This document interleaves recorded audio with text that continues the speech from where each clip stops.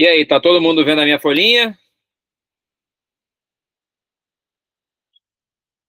Tudo certo, né? Vou colocar aqui, só de um modo para que eu possa ver o chat também. Não sei se tem alguém começando hoje aqui as aulas, sempre tem gente chegando. Aqui é igual o coração de mães, seja muito bem-vindo. Aula específica de geografia para a prova da UERJ.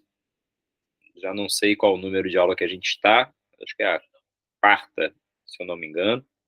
Quarta ou quinta. E essa listinha de hoje.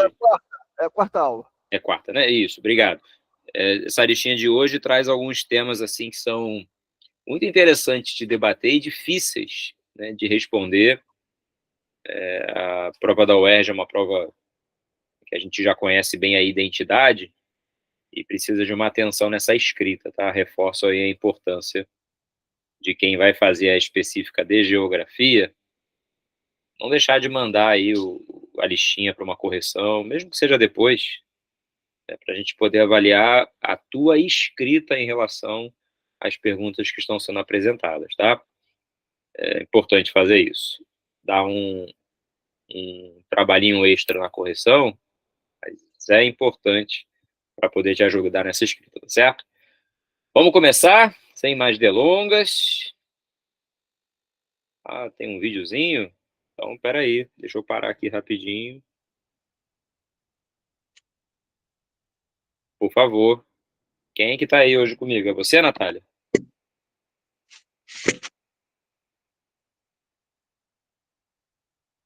Boa noite, professor. Sou eu, sim. Ah, maravilha, tá? Fica à vontade aí para a hora que você quiser, tá bom? Eu volto assim que você terminar.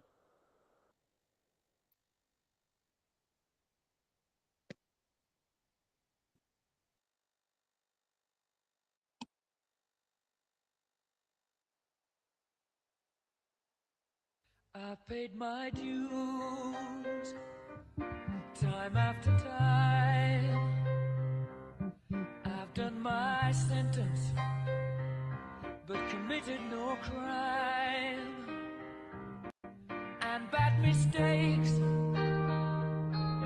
I've made a few. I've had my shells and kicks in my bed, but I've come through. I need to go home.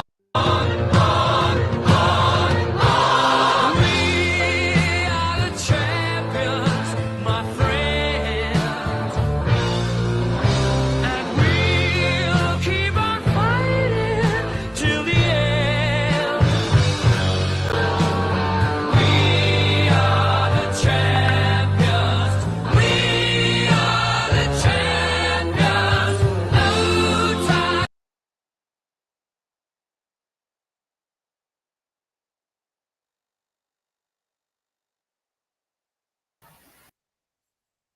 Foi isso, professor. Eu só queria parabenizar, né, que batemos o recorde aí no projeto de conceitos A, e esse foi um vídeo para expressar nossa felicidade.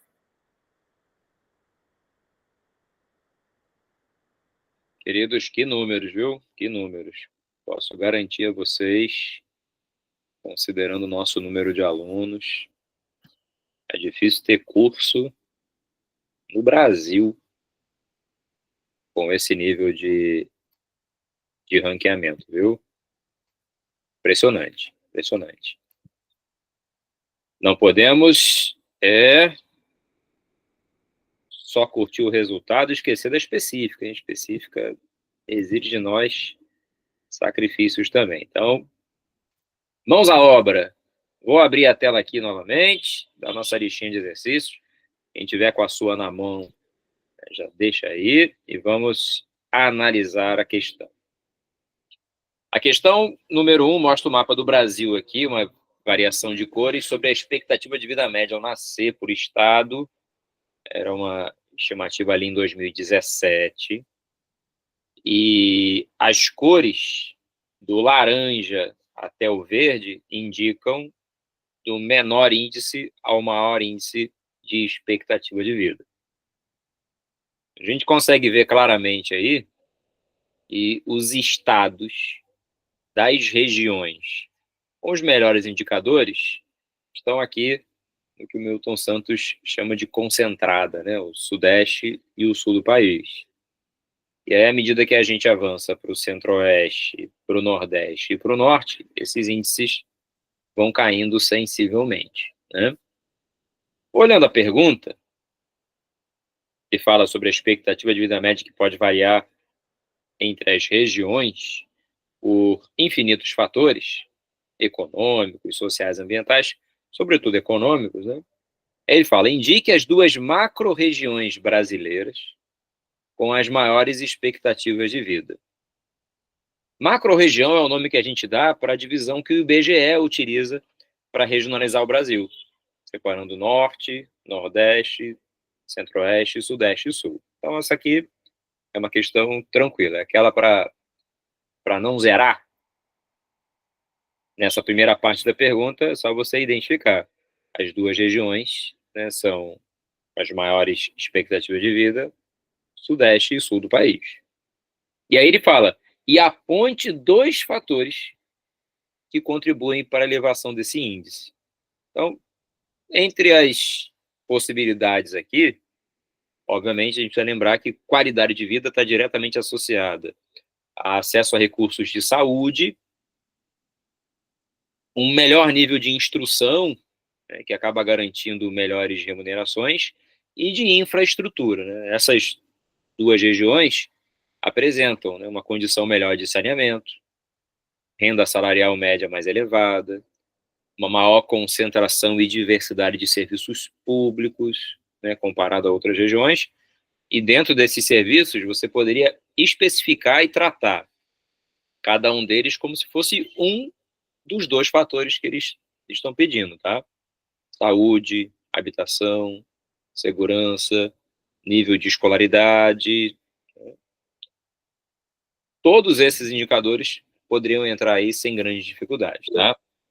Tomem só cuidado que, dependendo da forma como se regionaliza o Brasil, a gente vai ter uma aula de regional muito em breve, eles podem pedir uma outra classificação que é de regiões geoeconômicas, e aí mudaria a forma de se expressar. Ao invés de Sudeste e Sul, por exemplo, o Centro-Sul seria, na geoeconômica, a região com melhor nível de desenvolvimento. Seria, né, o mesmo mapa, só que com uma terminologia diferente. Isso é um ponto importante na específica, tá? Existem algumas classificações de regionalização, regiões naturais, as geoeconômicas, a do 4 Brasis, né, que é do Milton Santos, e as macro-regiões, que são a oficial do IBGE. A gente vai ter oportunidade para falar disso. Fale, Sebastião, fica à vontade. Se a pergunta fosse assim, identifique as 2 macro-regiões brasileiras com as menores expectativas de vida e aponte 2 fatores que contribuem para essa situação. A resposta ser o contrário do que você falou? Perfeito, era só responder tudo ao contrário. Tudo que é ruim. Exatamente. Tá bom. Tudo Tá bom, inferior ao já que tem aqui. Já respondeu. Obrigado. Mas eu até voltei no mapa aqui, que nesse caso também é possível observar, tanto aqui, ó, o Nordeste quanto o Norte do país, predominantemente com as cores de menores índices, tá? Mas isso poderia não ser tão fácil de identificar assim, para falar de Norte e Nordeste, por exemplo. Dependendo do mapa, ele pode não ser tão claro para as 2 condições. Esse aqui seria, tá? Daria para falar também. Outro assunto muito importante é sobre a estrutura fundiária brasileira. O nosso modelo de ocupação, uso e distribuição da terra no nosso país, historicamente, desde o período colonial, sempre teve um caráter muito concentrador. Concentração de terras, a concentração de fundiária sempre foi uma marca triste, a origem das nossas principais desigualdades socioeconômicas até hoje. Não importa em que momento da história você analise, não importa, há sempre um agravamento dessa concentração de terras, sobretudo considerando os principais desses momentos, que é o da Lei de Terras em 1850, e do Estatuto da Terra de 64. Essas duas datas marcam mudanças expressivas na legislação do acesso à terra, e em todas há um agravamento das tensões pelo acesso à propriedade rural. No Brasil, 70% da terra arável, foi questão da UERJ já, mas de primeira fase, tá? 70% de terra arável do país está no grupo das terras improdutivas. Mas não é porque não dá para produzir, não. É porque ninguém produz, ninguém usa. O Brasil é uma potência agrícola, talvez aí, né, a maior do mundo, ou ali no top 3 entre as maiores e melhores, mesmo aproveitando só 30% da terra. Nesse mapa aqui está uma das sequelas desse modelo de terras concentradas e de forte concentração, sobretudo de propriedades improdutivas, aquelas que ninguém está usando, que são os conflitos por terras no Brasil. O mapa é de 2015, as bolinhas representam não só a localização da ocorrência, mas a dimensão dos conflitos. Algumas regiões, notadamente, com conflitos muito mais intensos. Aí a pergunta é: a violência no espaço rural, com o qual o Brasil convive há décadas, é um problema profundamente complexo para abranger todas as regiões, diferentes atores sociais e atividades econômicas. Que atores são esses que brigam pela terra? Além do próprio Estado e suas atribuições, estão ambientalistas, latifundiários, grileiros, poceiros, garimpeiros, madeireiros, pecuaristas, ONGs. A briga é enorme. E, infelizmente, o número de conflitos e mortes por conflitos, no caso brasileiro, né, persistem em grande escala. Aí olha só a questão. Identifique as duas macro-regiões, olha a palavra de novo aí, com o maior número de conflitos por terras. E aí depois vem, indica ainda um tipo de conflito pela terra existente no país, apontando os atores sociais neles envolvidos. Quais são as duas regiões que eu tenho mais bolinhas e bolinhas maiores? Norte e Nordeste. Perfeito. Se a pergunta fosse qual a razão dos conflitos existirem especialmente nessa área aqui, a resposta seria a expansão da fronteira agrícola. É isso que eu ia falar. Tá? É exatamente aqui na borda da floresta amazônica, nessa transição entre o Maranhão e o Pará, pega o Tocantins também, entre o Mato Grosso, né, Rondônia e Acre, avançando aqui para Pará e Amazonas, toda essa borda aqui é hoje palco da maior intensidade de conflitos e de mortes por conflitos por terras no país. Morre então, muita gente. Pois é, a primeira parte da resposta é essa. Aí, em seguida, também uma questão tranquila, ele pede para você identificar um tipo de conflito existente, apontando os atores envolvidos. E aí, como as possibilidades são grandes, né, você tem aqui a questão, né, do conflito entre madeireiros, do próprio agronegócio e os ambientalistas, desse mesmo agronegócio com unidades de conservação ou tribos indígenas que estão em reservas indígenas legalmente constituídas, né? Tem grileiro, né, com agricultura familiar, então pequeno produtor de pequena propriedade de subsistência policultora em conflito com especuladores da terra, né, como os grileiros. Tá? Tudo isso aqui caberia como resposta. A formulação, no entanto, exigiria que você não esquecesse dos atores envolvidos. Então tinha que botar grileiro com agricultura familiar, agronegócio com terra indígena, como está aqui, tá? Madeireiro com ambientalista, garimpeiro com ambientalista. Existiam outras opções para você colocar também. Beleza? E também, de forma indireta, todo mundo já sabe, são os políticos, os deputados, né? Com a bancada do agronegócio, né? Pois é. Blário Maggi, por exemplo, que já foi É governador, um deles. já foi ministro, né? Muito influente. E manda matar. Matador. Eu esse cidadão é um dos maiores produtores de soja do mundo, né? Tem muita terra no Brasil produzindo. No entanto, boa parte dessa terra, né, ela é questionável em relação à sua origem, seja pela forma como elas foram adquiridas, né? Pelo menos é isso que aparece nas denúncias, e também na direção para onde elas avançaram, né? Para áreas de reservas ambientais indígenas, quilombolas, avançaram em direção a biomas protegidos como unidades de conservação. Enfim, esse é o nosso país do agroetec pop tudo, né? Professor, a UERJ pode cobrar uma questão assim de marco temporal das terras indígenas? Será que ele pode fazer uma questão dessa? Pode. E como é que ele pode cobrar isso? É uma questão difícil, mais complicada?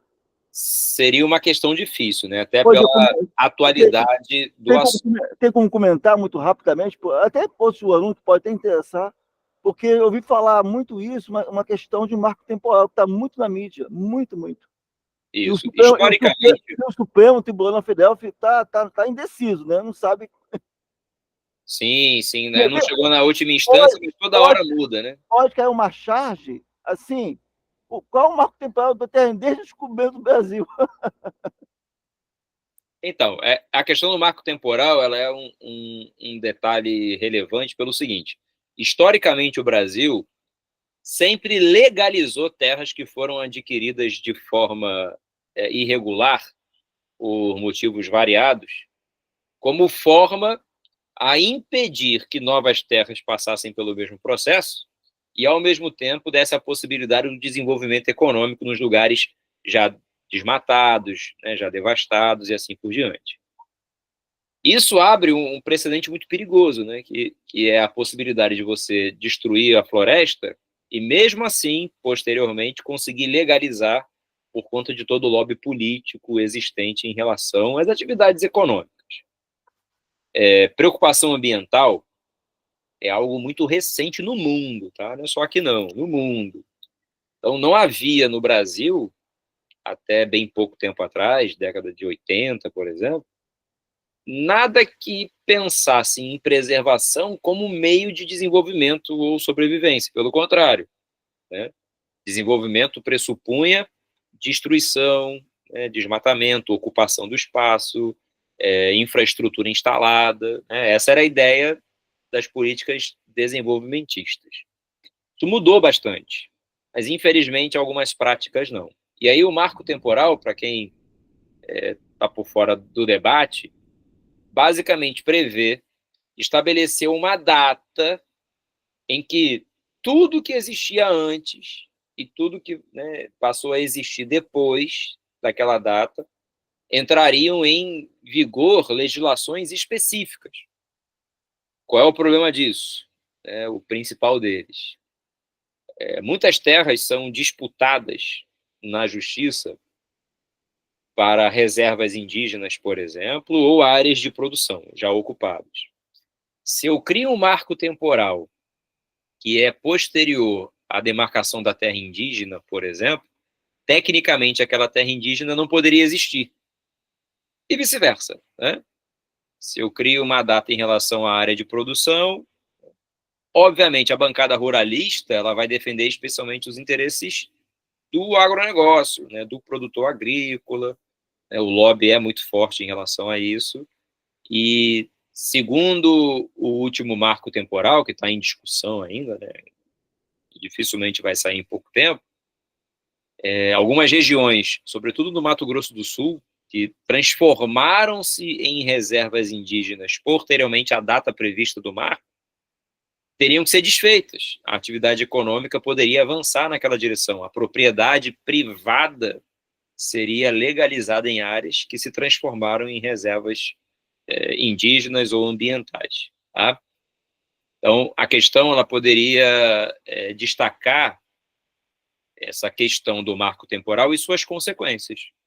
Tem a perda de reservas indígenas e quilombolas, a perda de unidades de conservação, o aumento do desmatamento em razão da possibilidade de expansão de atividades agrícolas, concentração de terras.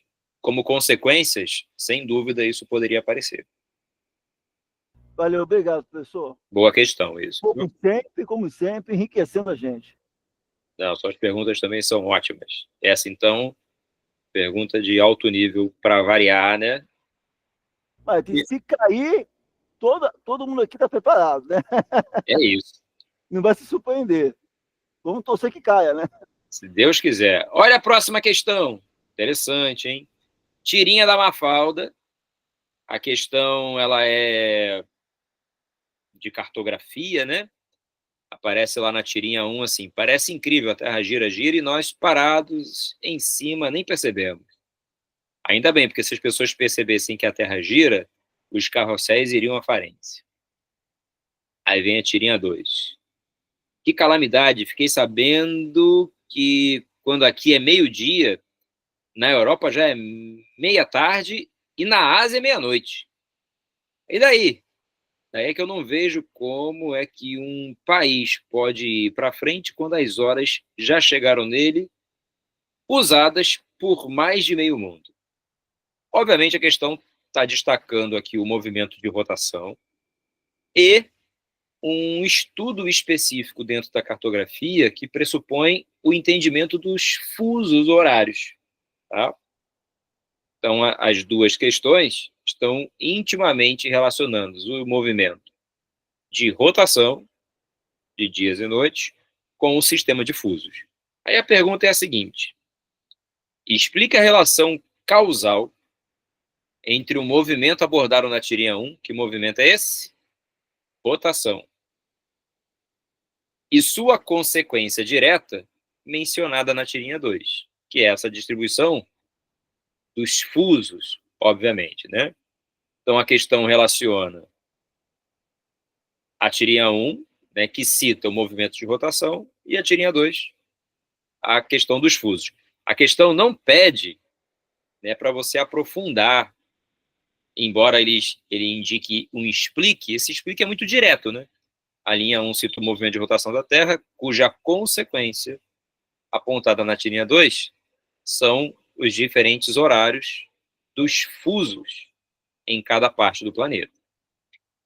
O sistema de fuso ele foi feito para poder contemplar as horas em relação à posição astronômica do Sol, seu ponto máximo de incidência solar na superfície. Então, se eu pego esse movimento de rotação, que tem 360 graus, e divido por 24, são as horas do dia, eu tenho 15 graus de fuso para cada uma hora.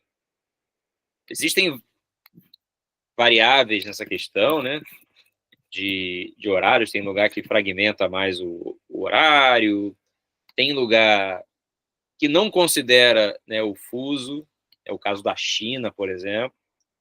Já foi até questão, né, da prova, a própria prova da UERJ, né, uma prova de primeira fase que pedia para você calcular os fusos. Eu vou colocar uma imagem aqui para ajudar a gente a visualizar melhor essa questão. Deixa eu ver se já está aparecendo. Ainda não. Calma aí.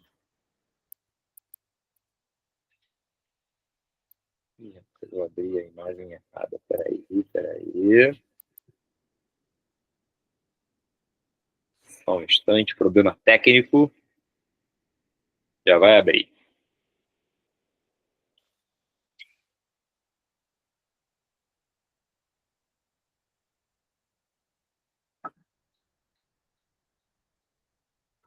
Só um instante. Vou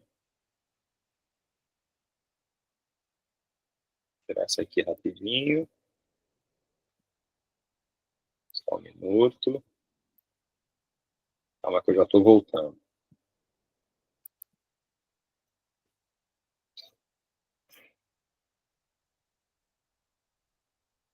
Empacou. Foi, agora foi. Deixa eu reabrir aqui, só um minuto.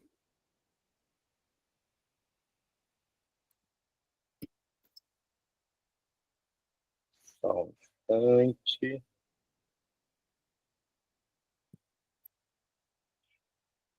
Foi. Janela. Foi.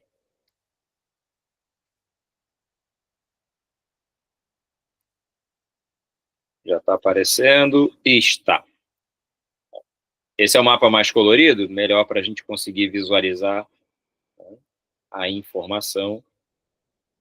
Então, vamos devagarinho. A questão diz assim, né? Quando aqui é meio-dia, na Europa, aqui é pela manhã, na Europa já é meio-dia e na Ásia já é meia-noite. Cada linhazinha dessa aqui representa um fuso. A questão que caiu na primeira fase da UERJ falava sobre a China. Reparem a China, a sua extensão longitudinal do extremo leste até o extremo oeste é muito grande, tá? Bem larga. No entanto, por uma decisão governamental, a China passou a ficar só em um único fuso. Então, não importa se você está aqui no extremo leste ou no extremo oeste, se no relógio, né, forem 8 horas, aqui no leste, também serão aqui. Embora fisicamente a diferença seja enorme, né?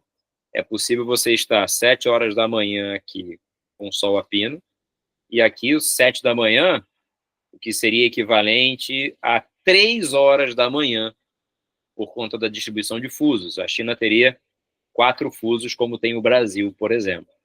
De Noronha até o Acre, né, os 4 fusos. Na segunda parte da pergunta, ele pede para você identificar quais são os continentes, né? Então, obviamente, a Mafalda está na América, porque ela indica lá no texto, né, que ela fala aqui é meio-dia, na Europa já é meio da tarde, se aqui for meio-dia, se eu estiver, por exemplo, em Greenwich, 0 aqui, a diferença são 3 fusos, então eu estou em 3 da tarde, né, se for o caso. Se avançar para mais um aqui, 4 horas, 5 horas. E no nosso caso específico, no fuso aqui de Brasília, que nós estamos, que é o -3, o oposto para a nossa realidade é esse fuso aqui, ó, onde o Japão está. 9 mais 3, 12, né? Então, meio-dia aqui, meia-noite lá no Japão. Então, eu tenho América, onde a Mafalda está, Europa, onde é o meio da tarde, e a Ásia, que é meia-noite, mais especificamente ali no fuso número 9, mais 9, onde o Japão está, parte da Rússia, parte da Indonésia, e assim por diante. Ok?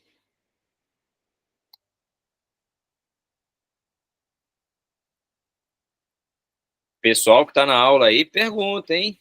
Vamos participar. Se está achando fácil, tá bom.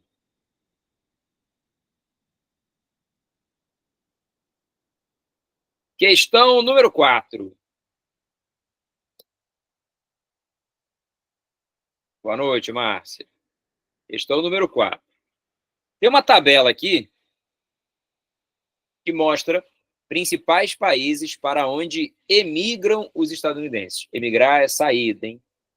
Então, eles vão para o México, para o Canadá, Reino Unido, Porto Rico, Alemanha, Austrália, Israel, Coreia do Sul.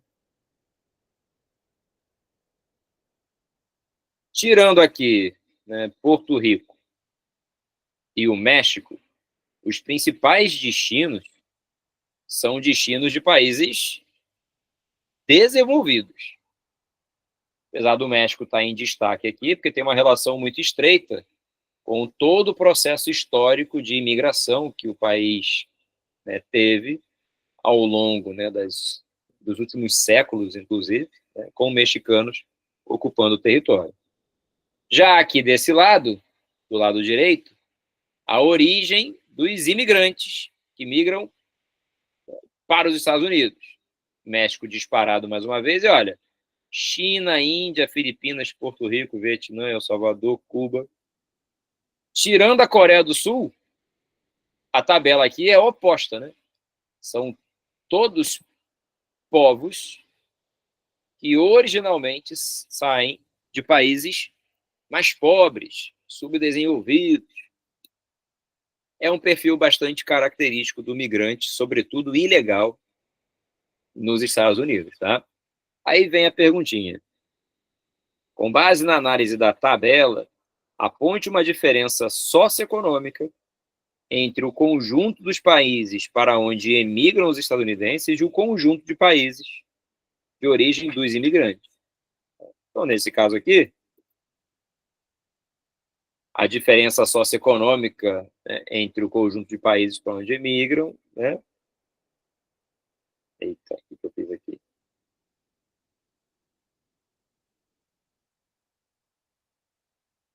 É aí que eu fiz besteira. Eu troquei a folhinha que eu estava projetando. A grande discussão lá nessa corrida presidencial é a questão da imigração, né? Muito forte nos Estados Unidos, que preocupa a sociedade. E a sociedade não está um pouco polarizada em aqueles que apoiam a imigração, outros que contra a imigração. Aqueles que concordam com a imigração porque é mão de obra barata, né? Para fazer aquilo que o americano não gosta de fazer. Lavar louça, lavar banheiro. Isso mudou um pouco. Peraí que eu fiz. Outros não concordam. Então, isso é uma polarização em relação à imigração. Essa questão pode ser até abordada, não sei se pode ser abordada. Uma questão Com certeza pode, já caiu outras vezes, e é bem possível que caia pela coincidência, né, em relação à eleição e à volta do Trump como um candidato. Ele é contra a imigração, barreira, né? Isso. A sociedade mais influente e conservadora dos Estados Unidos, ela apoia o discurso, né, que é quase xenofóbico, de aversão ao estrangeiro, sobretudo esse estrangeiro que vem da América Latina e da Ásia, por exemplo. Tá? São as principais origens, como a gente pode ver na tabela, né? Agora, o discurso, ele se contradiz com a prática, porque esse imigrante, ele hoje contribui sensivelmente pela manutenção de taxas demográficas, né, de população positivas no país, já que eles são predominantemente mais jovens e acabam tendo taxas de natalidade mais elevadas, ocupam o subemprego, quando da ilegalidade, né, garantem uma vantagem ainda maior para quem os explora, né, que eles ficam intimidados e não questionam as condições precárias de trabalho, né, e ajudam a dinamizar a economia. Esse subemprego, por exemplo, ele tem sofrido aí modificações nos últimos tempos, com carência de mão de obra em serviços que até aparentemente eram banais. Não é raro você ver lanchonete lá que não consegue ter lotação máxima porque não consegue ter atendente, porque os salários ficaram mais altos, né? O desemprego caiu bastante nos Estados Unidos, embora os salários proporcionalmente sejam menores do que em outros setores da economia, tá? Então, é um discurso bastante contraditório. Eles querem impedir a imigração, ou pelo menos no discurso, o que na prática não se revela, né, da maneira correta. E tem também a questão, que está sendo feito mais agora nos Estados Unidos também, outros países já fazem há mais tempo, que é a imigração seletiva. Atrair o migrante que já tem algum nível de qualificação, de formação, de renda. Esse acaba sendo bem-vindo em qualquer lugar, tá? O discurso meio que se contradiz com a prática. O indesejado é, sobretudo, o imigrante ilegal, né? Esse vai ser indesejado em todos os lugares. Mas, de qualquer forma, você tem um empresariado que é a favor da imigração, justamente para poder aumentar o exército de reserva, justamente para pressionar o salário para baixo. Perfeito. Você aumenta. Mas tem outros que não concordam, né? E o Trump fica naquele meio termo e acaba favorecendo aquele eleitorado que é contra a imigração, porque vai roubar o emprego dele. Verdade. Respostinha bem geral aqui, tá? A primeira parte aqui, a diferença socioeconômica, né, no conjunto de países, né, de onde emigram e imigram, é a diferença de nível de desenvolvimento econômico. Predomínio de países desenvolvidos para onde os estadunidenses emigram e predomínio de países subdesenvolvidos, de onde são os imigrantes que estão nos Estados Unidos. Aí vem a segunda pergunta.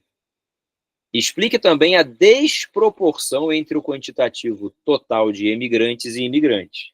Reparem que os emigrantes, 3 milhões, e os imigrantes, quase 50 milhões. Então, essa desproporção ela é explicada não só pelo alto desenvolvimento econômico dos Estados Unidos, né, que gera mais empregabilidade, melhoria de condição de vida e salários, mas também por uma questão de imagem, né? Há uma identidade muito associada à riqueza produzida da maior economia do mundo, ainda é, que não necessariamente se reflete em todas as camadas da população. A gente até tem melhor salário, mas um custo de vida muito alto. A gente até tem uma atividade econômica mais dinâmica e diversificada, mas com um custo excessivamente alto de vida para essa população. Tomem muito cuidado com isso, que é uma visão equivocada da sociedade. Sem dúvida, comprar carro, comprar roupa é acessível, mas quando a gente vai para saúde, educação e moradia, esses índices são caríssimos nos Estados Unidos, caríssimos. Saúde, então, nem se fala. Aquele documentário do Michael Moore fala a questão da saúde, apenas 20% dos americanos têm acesso ao plano de saúde. Exatamente. Por exemplo, aquele texano, aquele camponês texano que trabalha lá na roça, se ele se ferir, sabe o que ele faz? Ele costura mesmo, bebe uma cachaça e costura ali mesmo para poder tratar a ferida dele. Porque ele não tem dinheiro para plano de saúde. Infelizmente, isso é comum demais, viu? Vamos lá. Vou tirar essas imagens aqui antes seja tarde. Pronto. Questão número 5, hein? Estão dando uma olhada aí? Ih, eu estou olhando a folha errada. Peraí. Aqui. Seguinte. O texto fala mais uma chargezinha, né? Mais um esqueminha aqui de explicação, também ligado à cartografia. Nessa charge, aparece lá. Vamos ver os pontos cardeais. Aí o sol nasce de manhã. Não. Amanhã não é um ponto cardeal. Ah, não importa, ele nasce assim mesmo. É uma discussão entre a professora e o menino, que está usando referenciais cartográficos diferentes daqueles que são os oficiais estabelecidos pela Rosa dos Ventos, por exemplo, no caso aí dos pontos cardeais. Como é que a gente estudou? Os pontos cardeais são norte, sul, leste, oeste. Tá? Esses não mudam, ok?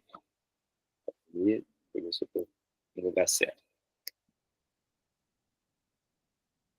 E aí, nessa questãozinha que aparece aí, na imagem de baixo, vocês conseguem ver o que ele diz que é o movimento do Sol no dia 21 de setembro de 2008, início da primavera no hemisfério sul.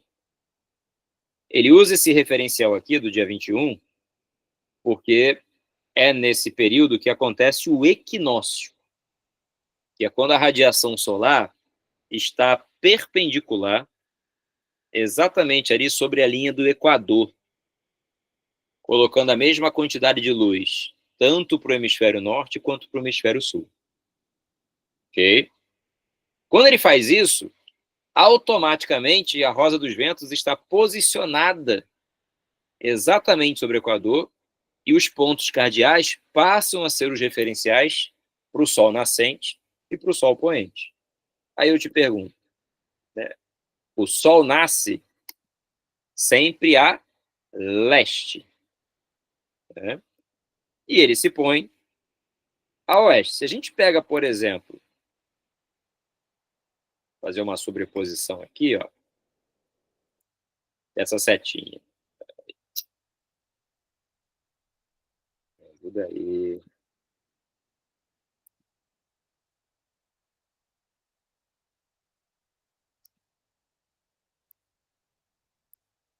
Pronto. Se eu pegar isso aqui, né, essa setinha, e estabelecer uma rosa dos ventos convencional,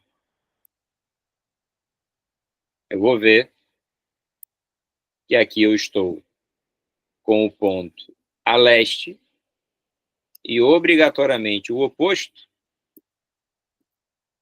vai ser o oeste, né? Aqui, essas setinhas hoje não estão me ajudando. O oeste. Ok? Se a distribuição de leste a oeste, eu já tenho um referencial, que é sol nascente e poente, estão ali estabelecidos. Para cá eu vou ter o norte e para o lado oposto, o sul. Ok? Então, para a primeira parte da pergunta, nomeie o ponto cardial que responde corretamente a pergunta da professora nos quadrinhos sobre o nascer do sol. Qual é o ponto cardial no equinócio, no caso aqui de primavera do hemisfério sul, em que tem o nascer do sol? Facinho, lembre-se, sempre o sol vai ter como referencial o leste. Só que a segunda pergunta, ela é mais interessante. Olha o que ele está perguntando aqui, ó. Aponte ainda duas localidades presentes na figura, sendo uma delas situadas a noroeste do ponto assinalado com um círculo e outra ao sul desse ponto. Reparem aqui, ó, desse círculo aqui de referência, ele quer saber um ponto que esteja a noroeste. Norte e oeste, o noroeste tem que estar para cá, né? Então, eu vou pegar aqui, ó, Ctrl+C, Ctrl+V, boto a setinha aqui em cima e traço o ponto que vai estar a noroeste. E o outro ponto que ele pede é ao sul. O sul já está aqui traçado, eu já defini. Acabou a questão. Se você olhar aqui as opções, aproximadamente, né, em direção ao noroeste, eu tenho Caju, Ramos, Ilha do Fundão, Complexo Alemão. É um movimento aproximado, né, um ponto assinalado aproximado. E ao sul, eu tenho ali Santa Teresa e Botafogo. São as duas opções que eu tenho aqui na imagem que está sendo traçada. Só isso, tá? Só isso numa específica de vestibular. Parece simples, mas pela falta de hábito de trabalhar com cartografia e referenciais cartográficos, a pessoa pode se confundir ali no momento, na hora de marcar. O primeiro referencial que ele deu para você foi sol nascente e sol poente. E falou que eram pontos cardeais. No caso aqui, esse ponto que eu tracei, que fica a noroeste, eles já são chamados de colaterais. Noroeste, nordeste, né? Se eu colocasse a setinha para o outro lado aqui, o nordeste. Para o lado oposto aqui, sudeste e sudoeste. E ainda há os pontos que são subcolaterais, que ficam entre um cardeal e o colateral, né? Mas não vou detalhar tanto assim, porque não tem necessidade. Professor, até hoje eu não sei como identificar o que é Nordeste, Sudeste. Esse ponto tem que ser no meio do mapa? O ponto onde você tem uma referência para você localizar o que é Norte, Sul, Sudeste, nordeste, sudoeste? Depende um pouco. Teve uma questão da PUC. Eu queria entender isso. Vai depender do referencial que ele vai te dar na questão. Teve uma questão da PUC que colocou uma foto do Cristo Redentor de costas. Vou ver se eu acho aqui. Uma imagem. Bom, não era essa, mas é parecida. Deixa eu colocar aqui. A questão dizia assim, ó. No dia que essa foto foi tirada, vou abrir a foto aqui para vocês. No dia que essa foto foi tirada, o sol se pôs exatamente atrás do Cristo. Já está aparecendo aí para vocês. Já. Tá? Reparem que o Cristo está de costas, como se fosse você, né, olhando para essa paisagem linda ali. É claro, no dia que essa foto foi tirada, o sol se pôs exatamente atrás do Cristo. Assinale o ponto cardial para onde está apontando o braço direito do Cristo. Aí você, pô... Esse é oeste. É oeste, né? Norte, sul, velho. Norte, sul, leste. Não, é leste. Leste, oeste. Pessoal que tá aí, ó, Márcia, Giovana, Lázaro, e aí? No dia que essa foto foi tirada, o sol se pôs exatamente atrás do Cristo.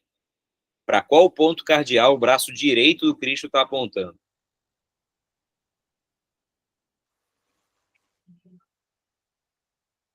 Primeira coisa que você tem que perguntar, né? Qual é o referencial que ele deu? Ele te deu. Ele falou o sol poente. Não se pôs atrás do Cristo? Então é o sul. Pois é, se ele se pôs atrás do Cristo, a resposta é sul. Tá? Se pôs atrás do Cristo, melhor. Vou botar aqui, ó. Peraí. Rosa dos Ventos. Que o braço direito é o leste. Esquerdo é o oeste e na frente é o norte. Vou pegar aqui rapidinho. Aqui. E a imagem.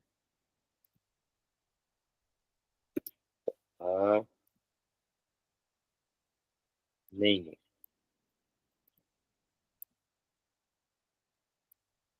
Olha só. Pensa nessa imagem aqui, ó. Essa Rosa dos Ventos. Eu não vou conseguir girar ela. Mas, numa situação convencional, você está acostumado a ver a Rosa dos Ventos assim, né? Norte, sul, leste, oeste. O que ele botou para você foi a referência do sol poente, que é o oeste. Se o oeste está para trás do Cristo aqui, obrigatoriamente, qual é o ponto que ele está olhando lá para frente? É o oposto do oeste, né? É o leste. O braço esquerdo vai estar apontando para o norte e o braço direito para o sul. Olha que questão capciosa. A única coisa que eles pegaram foi essa Rosa dos Ventos aqui e eles giraram a rosa, puxaram ela para baixo. O norte veio para cá, o oeste veio para cá, o sul veio para cá e o leste para cá. Toda vez que a gente fala assim, para onde fica o norte, né? A gente pensa assim, fica para cima. Não existe para cima na natureza, né? Tem que estar em alguma direção para o horizonte. E é o caso aqui nessa questão. O único referencial que ele deu. No dia que a foto foi tirada, sol poente. Agora, se ele fala assim, ó, no dia que essa foto foi tirada, o sol se pôs exatamente no braço esquerdo do Cristo. Para onde ele está olhando? Considerando o ponto cardial.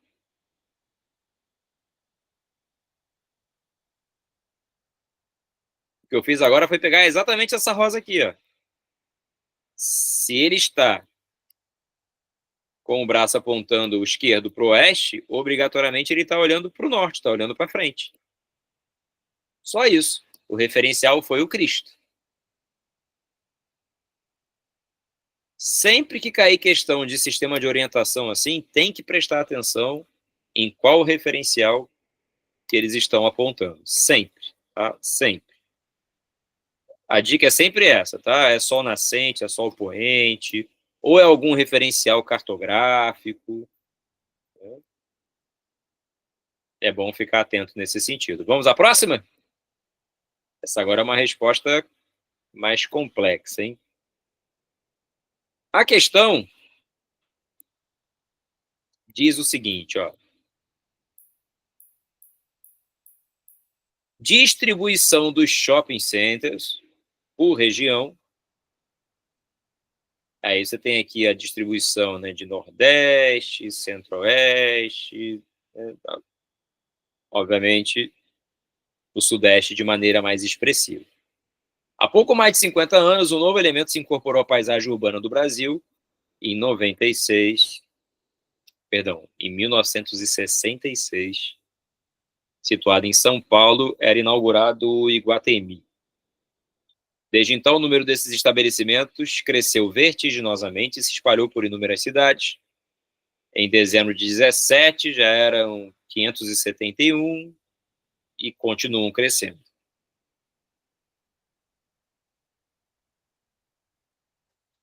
O shopping center se transformou no que no passado eram os bairros comerciais.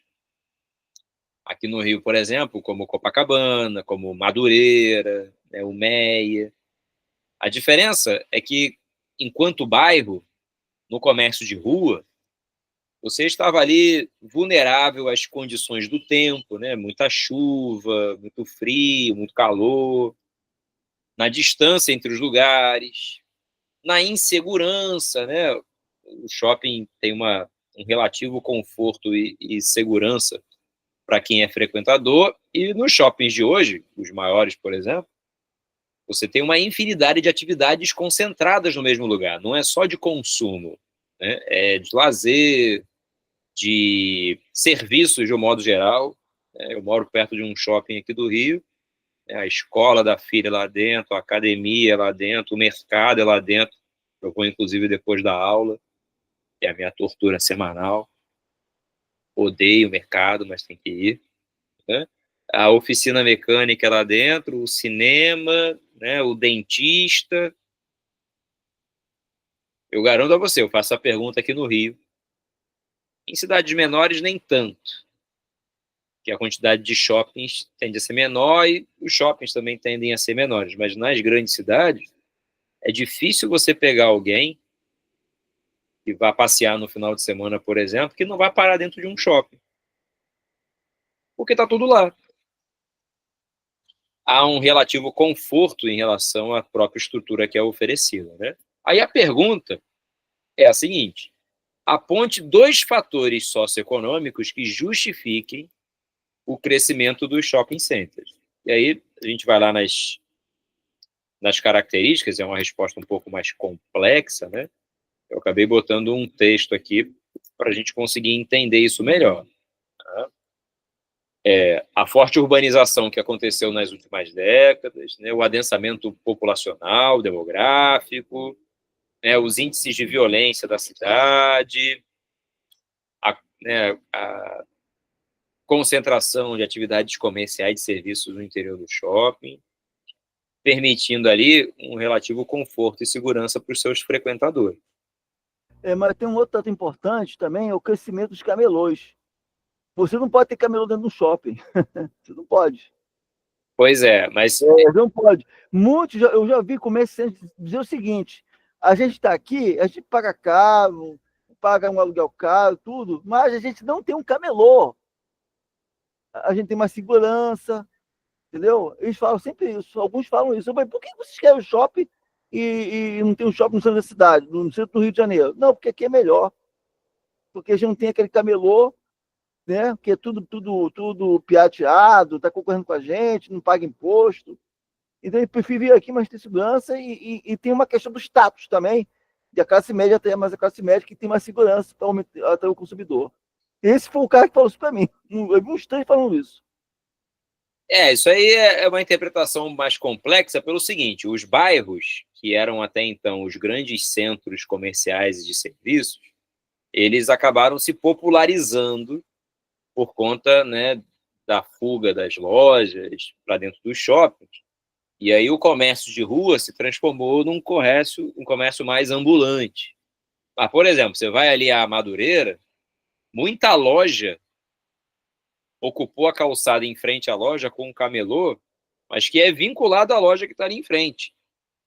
É um jeito de burlar o sistema, vender o produto mais barato, mas usa a maquininha da loja, inclusive, para fazer a venda e impedir que um ambulante qualquer ocupe aquele espaço da calçada, né? Isso aí é um ponto importante. Mas, de qualquer modo, é verdade, sim, né? O shopping é um condomínio. Então, ele tem ali um conjunto de regras para serem cumpridas, exatamente para poder garantir conforto. Você tem uma ideia? Não pode ter relógio no shopping marcando a hora certa. É um acordo entre os lojistas. Nem na relojoaria que tem relógio, o relógio pode estar marcando a hora certa. A razão é o indivíduo, naquele ambiente iluminado e fechado, perder a noção do tempo. E, consequentemente, com isso, passando mais tempo lá, gastar mais. Essa é a lógica, né? Pela comodidade e proximidade, gastar mais.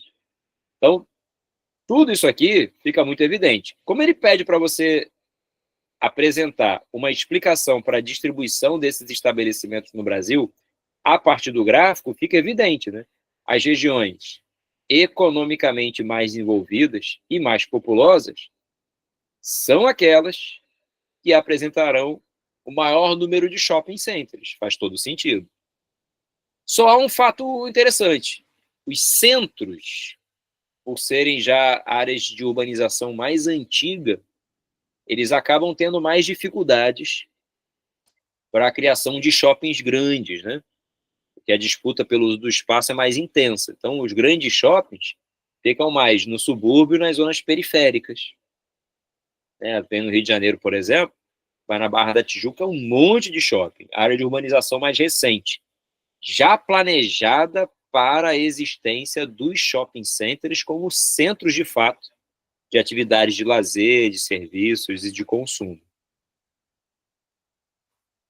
Praticamente o pessoal que mora na Barra praticamente não sai, né? É tudo no shopping, né? Não tem lá. Praticamente quando vou para a Barra é uma dificuldade. Se você não tiver carro, você tem dificuldade de andar na Barra. Muito difícil, muito ruim, inclusive. Aliás, para mim, Barra, eu moro aqui em Bom Sucesso, eu chamo até brinco, é outro planeta. É outro planeta. É mais fácil chegar a Marte do que chegar a Barra. Agora você vai à Zona Sul, por exemplo, o número de shoppings tende a ser menor, e quando há, são shoppings menores. A exceção é o Rio Sul, lá, por exemplo. E no centro da cidade você não tem shopping. No centrão mesmo da cidade você não tem shopping. Muito difícil. Eu acho que não tem, não. Nunca vi um shopping ali, não. E por quê? Na Zona Sul, você desce do teu prédio, tem um comércio ali no pé do teu prédio, né? O restaurante está ali, o barzinho está ali, a lojinha está ali. Então, você tem uma acessibilidade maior. E agora, com essa questão do comércio online, a tendência agora, cada vez mais, do shopping virar um espaço de serviços. Cada vez menos de consumo, porque o consumo você vai acabar pedindo em casa. Mas aí é assunto para uma discussão mais à frente. Essa questão aqui permitia, inclusive, você interpretar o gráfico a partir das regiões que apresentam taxas, como o Centro-Oeste, por exemplo, maiores do que o Norte, mesmo sendo uma região menos populosa, por conta da concentração do poder econômico, né? Sobretudo em Brasília e nos seus arredores, o poder econômico. E aí justifica a presença de mais centros desses de comércio e serviços para o consumo da população. Mas no Nordeste tem shopping, mas só no litoral. Você não tem no interior. Muito difícil, é verdade. Eu fui a Porto de Galinhas, só encontrei um shopping em Pernambuco. Um shopping, eu não vi outro shopping. Agora, com sentido, né? Quando a gente avalia, por exemplo... Para o interior, você não vê shopping. Verdade. Quando a gente avalia, por exemplo, até o perfil, né, do shopping, não faz muito sentido você ter lojas de alto padrão, sofisticadas, de produtos muito caros, em regiões em que a população predominantemente é de média ou de baixa renda. Então, você pega lá a Barra da Tijuca, você tem um monte de shopping lá legal. Mas o Village Mall já é um shopping mais, né, sofisticado, lojas de grife de alto padrão, vizinho ao Barra Shopping, mas acaba sendo menos frequentado pela grande massa populacional da cidade. Acaba virando um espaço de nicho, né, de grupos de maior renda e acabam encontrando nesses lugares a oferta dos serviços e dos produtos que desejam consumir. Você falou uma coisa interessante. Eu não vi na resposta, não, no modelo da resposta. Alguns produtos você só conta em shopping. Por exemplo, carregador original, né, do iPhone, para minha filha, eu só encontro só no shopping. Ninguém vende. É muito difícil, só em shopping tu encontra. É mais difícil você encontrar uma loja de marca assim, Nem no centro da cidade eu encontro. muito difícil. Loja Não de encontra. marca assim, na beira da Mas rua. com sucesso, Muito na difícil. nossa, eu não gosto, só em shopping. Aí tu vai Exato. encontrar aquele carregador original do iPhone. Bom, se você é de Bom Sucesso, certamente passeou em Madureira na época que Madureira tinha 3 cinemas de rua. Peguei. E não tinha shopping de Madureira. Não tinha shopping. Eu me lembro daquele cinema, do Deon também, né? Agora já E para quem não conhece aqui que está na turma, Madureira tem 3 lados, né? Porque passam as linhas de trem que cortam o bairro em 3 partes. E aí tinha cinema em cada parte. Aí, se você queria assistir um filme num lugar e de repente estava no outro, você tinha que andar na rua, atravessar a passarela, passar pela linha do trem, chovendo, frio, para poder. Esses cinemas não existem mais. Viraram igrejas, viraram boates. A Igreja Universal comprou também. Quando o shopping de Madureira foi aberto, o comércio de rua implodiu, se tornou mais popular, tanto é que tem ali um camelódromo até próximo ao shopping, né? E as lojas que, de certo modo, né, vendiam produtos mais sofisticados foram para dentro do shopping, junto com a população, que vai lá pegar um ar-condicionado no dia mais quente, por exemplo. Eu sou da moda antiga, ainda estou frequentando um cinema antigo, como lá em Botafogo. Filme cabeça, né? Só que os filmes mais inteligentes, mais interessantes. Eu fujo um pouco desses filmes hollywoodianos. Geralmente, de vez em quando um filme legal, eu vou lá em Botafogo. É um cinema antigo, né? Um pouco cinema, Odeon, são poucos cinemas. Márcia e Daiane, vocês estão certíssimas, viu? Quantas vezes você já não foi no shopping e falou, caramba, já está de noite, cheguei aqui de manhã e com isso gastou. É isso. É muito caro, o shopping é muito caro. Próxima questão, hein? CNA calcula a safra recorde de 215 milhões de toneladas, isso lá em 2018, tá? Essa safra de grãos foi apoiada, né, no desempenho positivo do agronegócio no consumo das famílias. Apresentou aqui um gráfico bastante interessante para a gente analisar. Vou ampliar ele aqui, só para a gente entender. Essa linha mais escura que aqui está é o tamanho da área ocupada com essas lavouras de grãos. Reparem que de 75 até 2015 mudou pouco, né? De 32 milhões para 57 milhões de hectares. Contudo, nesse mesmo período, olha como é que a produção subiu vertiginosamente. O que está escrito aqui? Mesmo sem alterar tanto o tamanho da área, o meu aproveitamento dessa área tem sido cada vez melhor. E o conceito que explica isso chama-se produtividade.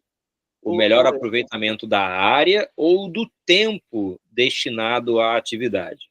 Tá? Se eu botasse tecnologia, eu podia ter errado a questão, né? Erraria. O conceito é produtividade. Produtividade. Essa produtividade, no entanto, ela só é alcançada quando você investe em novos insumos, tecnologias na produção, que potencializam a atividade, seja uma planta transgênica, um adubo, um trator que faça o serviço. Tá? Então, quando ele pergunta aqui, cite 2 consequências socioeconômicas da mudança verificada na produtividade agrícola, ele já pressupõe que você sabe que a razão é a produtividade. A modernização do campo, né, que busca aumentar o seu aproveitamento. Só que ele já quer saber uma consequência disso tudo. Infelizmente, as consequências são enormes, né? Eu botei um texto para poder explicar melhor, né? Ele fala aqui, né? que essa produção aumentou, né, garantindo aqui, ó, o aumento da produtividade. Okay? Essa elevação decorreu do processo de mecanização, da aplicação de fertilizantes, plantas transgênicas, da biotecnologia, da agricultura por precisão, tudo isso. E aí, entre as consequências, ele não pediu para você especificar se eram positivas ou negativas, então vale qualquer uma. Existem também, infelizmente, as negativas, né? O aumento da contaminação pelo uso de agrotóxicos, a redução do número de postos de trabalho, né? Isso é um problema. Tá? Aumento das exportações de matérias-primas, né? Que são as commodities agropecuárias, aumento, né, de oferta de alimentos no mercado. Embora o número de postos de trabalho tenha diminuído, existe uma melhoria dos salários, da formalidade do vínculo empregatício. Então, existe a contrapartida da história, né? A substituição de mão de obra humana por máquinas exclui a mão de obra menos qualificada, mas emprega a mais qualificada, menos numerosa, só que mais qualificada e melhor remunerada. Esse último aí, professor, aumento da oferta de alimentos no mercado, eu tenho dificuldade de entender isso. Por quê? Porque você exporta muita carne e você recebe em dólar. Você tem um câmbio diferenciado. O Brasil ultimamente teve falta de carne no mercado e a carne disparou muito para poder vender lá para a China. Entendeu? Então você tem um aumento de preço muito alto, entendeu? E por causa do consumidor internacional que está comprando nossos produtos, entendeu? Mas lembre-se... É difícil entender essa última aí, aumento da oferta de alimentos no mercado interno. Eu tenho dificuldade de entender isso. Então, produtos agrícolas são muito sazonais, né? Tem muita variação. Às vezes o mercado externo está comprando muito mesmo e aqui encarece, mas às vezes esse produto fica encalhado e aí os preços despencam aqui, internamente. A questão é que a produtividade aumentou para atender mercados, seja ele o externo ou o interno. No caso do interno, aqui ele não está especificando um gênero apenas, né? Então é agricultura de modo geral, a gente tem uma disponibilidade maior de alimentos. Isso não necessariamente significa dizer que as pessoas estão comendo ou comendo melhor, porque a contrapartida tem a ver com os preços, que tendem a aumentar também. Existe um conceito que a gente trabalha no campo, né, chamado Revolução Verde. Imagino que vocês já tenham ouvido falar. Revolução Verde foi um projeto estadunidense de introdução de tecnologias no campo de países subdesenvolvidos, com o propósito de acabarem com a fome, aumentando produtividade, oferta de alimentos e assim por diante. Infelizmente, o agronegócio dominou o mercado e, embora a oferta de alimentos de fato seja maior, dois problemas, né, surgiram por consequência, direto, né? Primeiro, uma produção agrícola cada vez mais voltada para a produção de gêneros também não alimentícios. Eu pego milho e faço etanol. Aqui no Brasil menos, né? A gente faz da cana-de-açúcar, mas nos Estados Unidos é feito especialmente do milho, né? Pego soja, faço biodiesel, faço roupa, né, com fibra vegetal. Então isso já é um problema. Segundo, substituição de lavouras alimentícias. Estou ganhando mais dinheiro com soja, meu vizinho que plantava feijão está vendo que eu estou ganhando dinheiro com soja, vai produzir soja também. Então, eu tenho uma tendência de aumentar as áreas monocultoras. E aí cai a oferta de feijão, o preço sobe. E quando é alimento, esse alimento ele sofre processamento, né? Alimento industrializado, por exemplo. E aí, esse industrializado tem maior valor de mercado. Ele já tem ali processo e trabalho, né, sobre aquele produto que originalmente vinha do campo in natura. Então, tem maior oferta de alimento, sim. Não necessariamente as pessoas estão consumindo esse alimento como deveriam. Infelizmente, tá? A questão da fome ainda é um problema, e aí é muito mais pela desigualdade, né, pela dificuldade de acesso à renda, do que qualquer outra coisa. Esse último sábado eu fui fazer feira orgânica, aí eu perguntei por que vocês não aumentam a produtividade mais, não tem um incentivo, por que o governo não subsidia vocês a aumentar a produtividade? Sabe qual foi a resposta dela? Você sabe muito bem por quê. Porque se o governo subsidiar, se aumentar os produtos orgânicos em grande escala, você vai peitar as grandes empresas que produzem agrotóxicos. Elas vão perder poder político, até poder político. É verdade. O cultivo orgânico, lamentavelmente, ainda não é adaptável para a grande escala do agronegócio.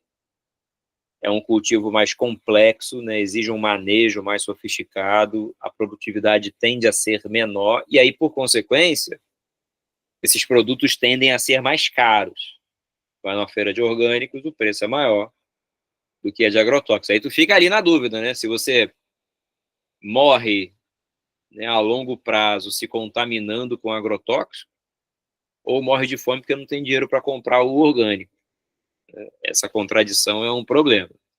Mas eu não tenho dúvida que tem o lobby de quem vende, né, os insumos, sobretudo esses, né, agrotóxicos, fertilizantes, mas também a dificuldade de adaptação de cultivos orgânicos em grande escala. Monoculturas não se adaptam muito bem a cultivos orgânicos em grande escala, infelizmente. Na Armênia, toda a população, tudo é orgânico, tudo é orgânico. A expectativa de vida chega até os 102 anos, 104 anos. Teve uma reportagem há muitos anos que eu assisti a televisão na Globo, na Armênia. Eu acho que essa expectativa aí está Não superestimada, hein? não é 102, não. Tem pessoas, não, desculpe, me expressei mal. Tem pessoas que chegam a 102 anos, porque é tudo orgânico lá. Tudo É orgânico. verdade. Agora, tu sabe qual é a população da Armênia? Não sei. Não chega a 3 milhões de habitantes. É muito pouco, muito pouco. É. Mas a qualidade de vida é ótima lá. Só a cidade do Rio de Janeiro tem quase 7 milhões. Um país inteiro vai ter... Não tem nem isso. Ó, peguei aqui, ó, um dado rapidinho. 2 milhões e 700 mil habitantes. É pouca gente, né? É mais fácil de conseguir dar conta. Acaba não sendo de grande escala, né, a produção. Claro que a Armênia também é pequenininha, né, em comparação ao Brasil. Bom, vamos à próxima questão. Dá tempo? Dá. Questão número 8, hein? Hoje rendeu melhor, hein? Já estamos na 8. A greve dos caminhoneiros em 2018 deu visibilidade a críticas negativas acerca do percentual de carga transportada no Brasil pelo sistema rodoviário. O Brasil tem uma fortíssima dependência do rodoviário e quem fez a primeira fase, o segundo exame de qualificação, tem uma questão lá que fala sobre isso no Rio de Janeiro, tá? O fechamento do terminal ferroviário da Leopoldina, e a resposta era prioridade de investimentos em transportes rodoviários, como automóveis e ônibus na cidade. Infelizmente, isso está acontecendo ainda hoje. Tá? Por que isso aqui aconteceu? O Brasil até teve, lá no século XIX, uma importante iniciativa ferroviária ligada à produção de café. Portugal e Inglaterra criaram ali uma relação mais estreita e muitas ferrovias foram construídas, sobretudo aqui no Sudeste, Vale do Paraíba. Infelizmente, no século XX, o automóvel virou um sinal de progresso e status como ferramenta vital para esse desenvolvimento. E aí, no Brasil não foi diferente. Principalmente ali quando Juscelino Kubitschek assumiu o poder no Brasil, década de 50, tá? 1955, ele não só investiu pesadamente no rodoviarismo, como sucateou a ferrovia, abandonou o modal ferroviário durante muito tempo.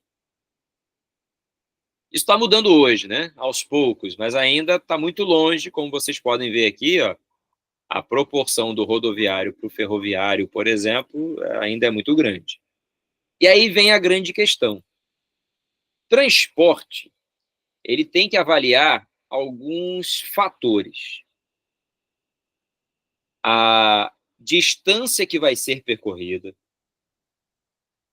o custo do produto no mercado, né? Qual é o preço agregado, o valor agregado desse produto. Seria um produto de tecnologia mais avançado, ou se é mais atrasado, né? Então, o valor agregado do produto. A urgência da entrega desse produto, né, também é um fator importante. E a distância, já falei, né? E o volume da carga que vai ser transportada. Tá? Volume, distância, valor agregado dessa carga, né, que está sendo transportada, né, são os principais. Num país como o nosso, de dimensões continentais, o transporte terrestre, que seria mais eficiente em relação ao custo-benefício, não há dúvida, seria a ferrovia, pela sua maior capacidade de carga e pelo tipo de produto que no Brasil é transportado, que são as matérias-primas. Entretanto, a gente fez a pior escolha. Escolhemos o rodoviarismo e estamos pagando essa conta até hoje, tá? A pergunta é a seguinte: apresente um argumento que fundamenta a crítica, né? Crítica negativa, por conta dessa grande participação do modal rodoviário e a nossa dependência do transporte de carga rodoviário no país. Tá? A resposta está aqui, ó. É um transporte de maior custo de manutenção e consumo, né, de energia, combustível, além de apresentar menor capacidade de carga, sobretudo para longas distâncias. Tá? É a parte que está aqui. Aí, na sequência, vem: em seguida, aponte uma dificuldade associada ao quadro natural que restringe a instalação e a expansão de hidrovias. De todos os modais existentes, aeroviário, ferroviário, rodoviário, dutoviário e hidroviário, o hidroviário é o mais barato de todos. Qual é o problema, no entanto, no caso brasileiro, para a limitação do uso, né, de hidrovias, que essa é a parte importante. Né? Embora tenha grande potencial pela sua faixa litorânea, por exemplo, no interior nós temos um relevo predominantemente de planaltos e de depressões. São terrenos mais acidentados, né, mais íngremes, que acabam fazendo com que esses rios tenham menor capacidade de navegabilidade. Tá? E aí, para você fazer uma passagem entre essas hidrovias, através de eclusas, como a gente vê no canal do Panamá, por exemplo, teria um custo muito alto. Lugares como, por exemplo, no sertão nordestino, em que o clima é mais seco, né, isso também dificultaria ali a sua instalação, além, é claro, da hidrovia sofrer oscilações entre os períodos mais chuvosos, né, e aí, consequentemente, de cheias, e nos períodos mais secos. Agora, tem um tipo de transporte hidroviário que merece uma atenção. Já ouviram falar de cabotagem? Eu já ouvi falar assim. Pois é, transporte de cabotagem nada mais é do que o transporte entre portos dentro de um mesmo país. Isso já foi questão da UERJ em anos anteriores, tá? Como nessa questão aqui, mas falava especificamente sobre cabotagem. Olha esse mapa aqui, ó. Com um litoral gigantesco como esse, e regiões como no norte, em que o potencial de navegação é muito grande, porque aqui predominam planícies, né, como a bacia do Rio Amazonas, o transporte de cabotagem seria fantástico. Não tem trânsito, não tem sinal, não tem que construir estrada. Onde é que está, no entanto, o gargalo, né, o impedimento para a cabotagem no Brasil? Na nossa pífia capacidade portuária. Os portos são muito antigos, estão em áreas de forte urbanização, com grande concentração populacional. Então, eles têm pouca capacidade para crescerem, para se expandirem. E aí, há uma limitação para a logística de transporte de carga, né, para entrada e saída de produtos, principalmente aqui, ó, na região sudeste e sul do Brasil. Está Acaba... servindo a calagem também, a calagem do porto, a dificuldade da calagem, quer dizer, o espelho d'água, e pode perder a calagem e o navio não poder entrar, pode também ter essa dificuldade? Também, por serem portos muito antigos, a capacidade dos navios hoje, né, dos supernavios, por exemplo, impedem a entrada de alguns deles até na Baía de Guanabara. Mesmo no canal que tem ali, os supernavios não conseguem entrar, porque não há profundidade suficiente para eles não encalharem. Então, tudo isso, são obras mais sofisticadas e complexas, né? Tudo isso acaba impedindo um dos transportes mais eficientes e baratos, principalmente, para a carga no país. E o pior, no passado, esse era um tipo de transporte utilizado. Meu sogro, minha sogra, a gente conversa assim, né, sobre coisas do passado, a família dela do Espírito Santo, né, e aí comentava sobre viagem para ir para lá que tinha que ser de ferrovia. A opção era navio, né, hidrovia. Hoje você não tem isso. Transporte de passageiros regular, transporte de passageiros para longas distâncias com ferrovias e hidrovias, por exemplo.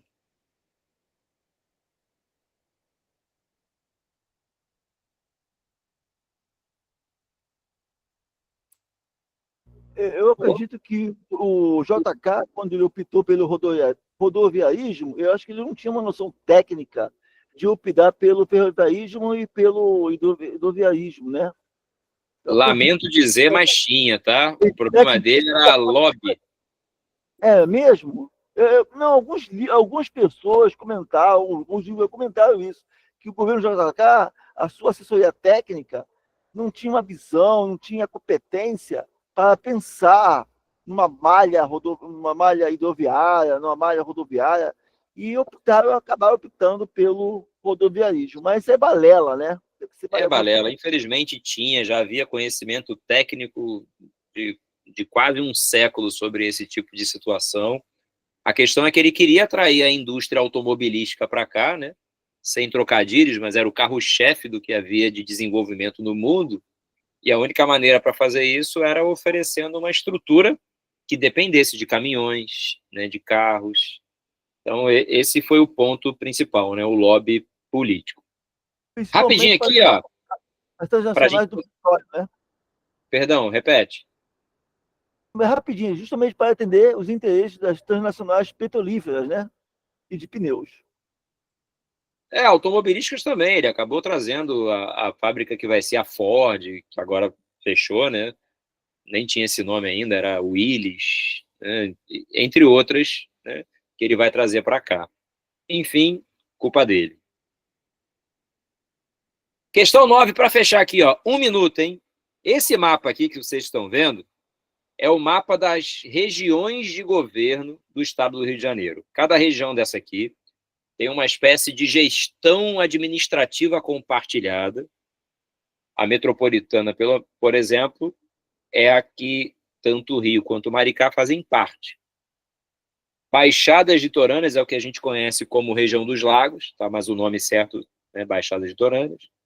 Norte Fluminense, Noroeste, Serrana, Centro-Sul, Médio Vale do Paraíba e Costa Verde, que é o Sul Fluminense. Tá? A pergunta aqui é bem específica.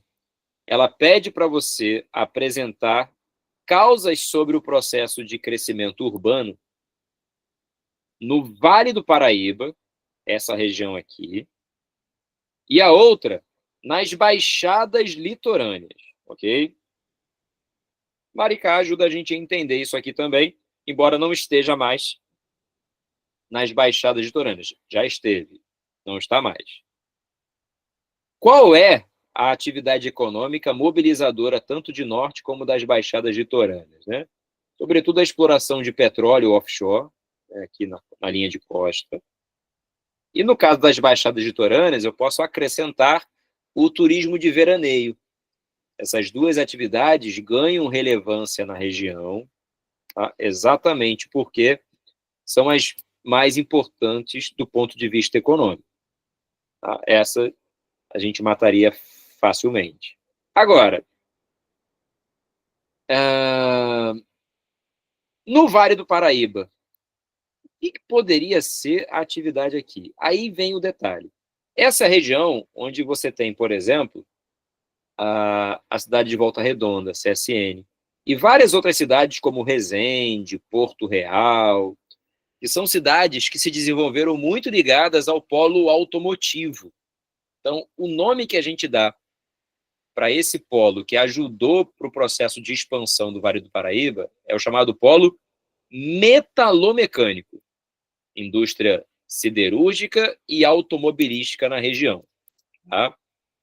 Então, quando ele pede para você falar de uma das causas, é só lembrar que essa infraestrutura que fica aqui entre Rio e São Paulo vai permitir o desenvolvimento de um complexo metalomecânico, tá? E automotor. Uma indústria fortemente concentrada, cheia de incentivos em Porto Real, por exemplo. Tá? E no caso das baixadas litorâneas... Aí não vai constitui uma economia de aglomeração também, no médio Vale do Paraíba, uma economia Sim. Vai atrair outras indústrias. Exato. Se você for a Porto Real hoje, Resende, você vai encontrar a fábrica da Hyundai, da Volkswagen, da Land Rover, da BMW, da Citroën, da Peugeot. Todos estão ali naquele complexo pela vantagem de estar perto do porto de Sepetiba, né, o porto de Itaguaí, aqui, e entre as duas regiões mais populosas e economicamente mais importantes do país, no eixo da Dutra, que é a metropolitana do Rio e a metropolitana de São Paulo. Então, a localização ela é extremamente estratégica, tem baixo custo pelos incentivos dos municípios dessa região, e tornam essa atividade mais competitiva.